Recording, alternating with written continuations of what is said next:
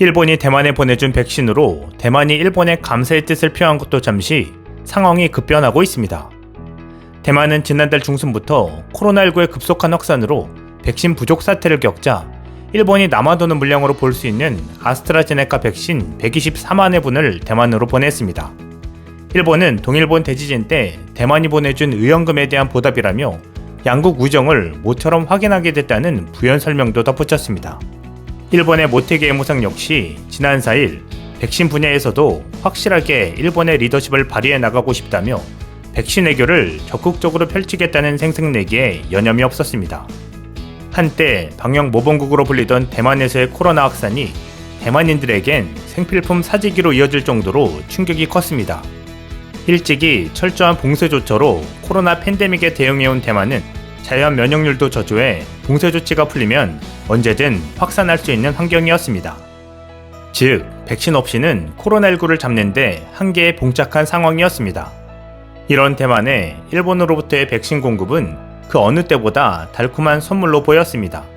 대만은 백신을 받자마자 자국에서 가장 높은 빌딩인 타이베이 101타워 벽면 전광판을 활용해 일본어로 대만, 일본의 유대와 감사 등 백신 제공에 대한 감사 메시지까지 띄웠습니다. 온라인상에서도 대만 네티즌들의 일본에 대한 감사는 넘쳐 흐를 지경입니다. 그러나 감사는 여기까지였습니다. 일본과 대만의 얼굴을 붉히는 웃지 못할 상황이 벌어지고 있습니다. 대만의 무상기여 사실이 밝혀진 직후 타이난 시장 황웨이철, 민진당 간부 위법위원들이 이 위급 전망 때 귀중한 백신을 제공해준 일본에 감사를 표하기 위해 교민 우선 접종을 외치기 시작했기 때문입니다.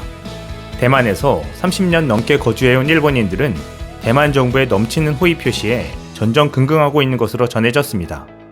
제외 일본인들은 아스트라제네카 백신은 일본에서는 부작용 우려 때문에 접종하지 않는다.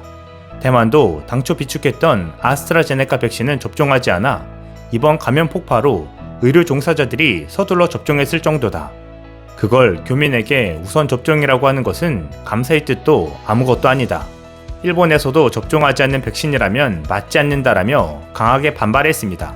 그러면서 우리가 기니피그나 생쥐냐라고 거부 의사를 명확히 했습니다. 현지인인 대만인도 상당수가 아스트라제네카 백신을 기피하고 있는 것으로 알려졌습니다. 대만에서는 지난 4일 미국이 한국과 대만 등 관련국에 백신 2,500만 회분을 제공하겠다고 밝혔다며 미국의 백신을 기다리고 있는 상황이 펼쳐지고 있습니다. 이들은 미국이 제조원, 공여 시기, 수량 등 자세한 내용은 밝혀지지 않았으나 미국으로부터의 공여라면 미국 화이자일 가능성이 가장 높다는 기대를 하고 있는 것으로 알려졌습니다. 제외 일본인들은 잠시 자택에서 칩거하며 화이자제 백신이 도착하면 바로 맞으러 갈 거라는 입장을 밝혔다고 합니다. 일본의 대만에 대한 우정과 감사의 백신 외교는 일찌감치 사장될 위기에 놓였습니다. 이런 가운데 미국은 대만에 75만 회분의 백신을 지원할 것으로 전해졌습니다. 특히 미국 정부가 자국 상원의원들의 대만 방문에 이례적으로 군의 대형 전략 수송기인 C-17을 공개 지원해 유사시 대만에 신속히 전력을 투입할 수 있다는 강력한 신호를 중국에 보냈다는 분석이 나왔습니다. 더욱이 타이베이로 향한 C-17의 이륙지가 주한미군 오산기지여서 미국이 전략적 유연성 강화를 통해 대만 안보이기 때 주한미군 기지를 적극적으로 활용할 수 있다는 의지를 내비친 것이 아니냐는 관측도 제기되고 있습니다. 일부 외교 전문가들은 미중 신냉전을 배경으로 대만 문제가 미중 갈등의 에너지가 분출하는 열점으로 급부상 중인 상황에서 북한 문제를 최우선으로 여겨온 한국의 전통적 외교안보 전략이 심대한 도전을 맞이하고 있다고 지적하고 있습니다. 7일 대만 현지 매체들에 따르면 태미 더거스, 댄 설리번, 크리스토퍼 쿤스 연방 상원의원 3명은 전날 한국 오산기지에서 출발한 C-17을 타고 타이베이에 도착해 차이잉원 대만 총통 등 대만 정부 고위 관계자들을 만났습니다. 대만에서는 미국이 정부 관계자나 국회의원들의 해외 방문 때 일반적으로 제공되는 정부 전용기인 C-40 대신 전 세계로 병력과 전투 장비를 신속히 투사할 수 있는 대형 전략 수송기인 C-17을 보낸 것에 크게 주목했습니다. 보잉이 개발한 C-17은 최대 77톤의 화물을 싣고 7,600여 킬로미터를 비행할 수 있습니다.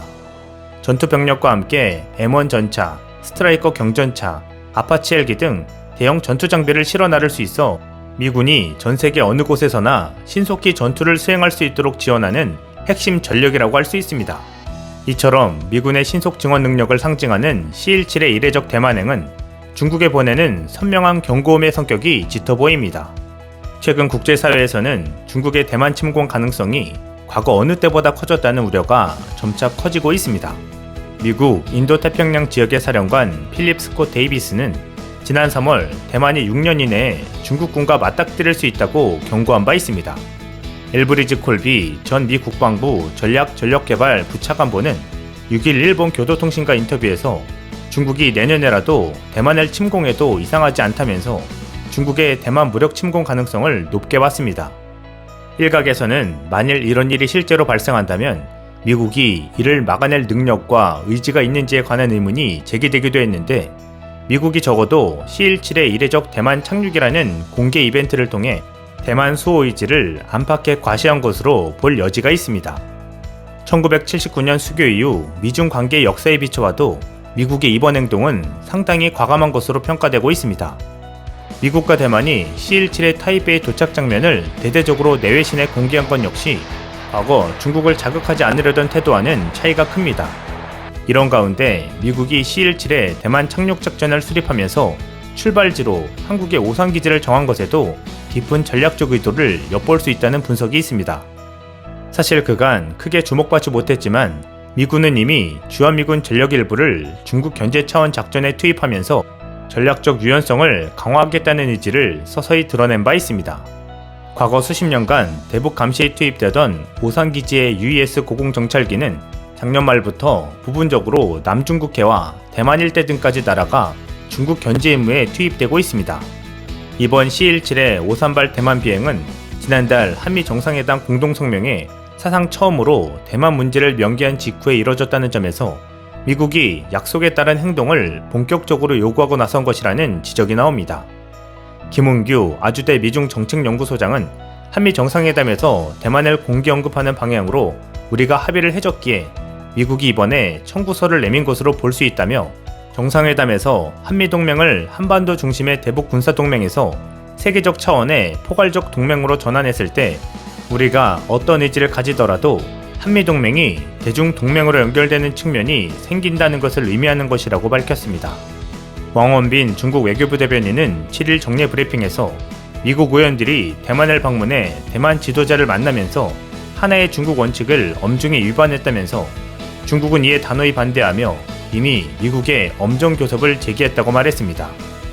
중국 전문가들은 미국 상원의원들의 대만 방문에는 정치적, 군사적 의도가 깔려있다며 조 바이든 대통령 취임 후 중국에 대한 가장 심각한 도발이라고 주장했습니다. 북한 문제 해결을 위해 중립 외교를 지향하는 한국 입장에서 대만 문제에 휩쓸리지 않는 외교력을 발휘해야 할 것으로 보입니다. 이상 시온TV였습니다.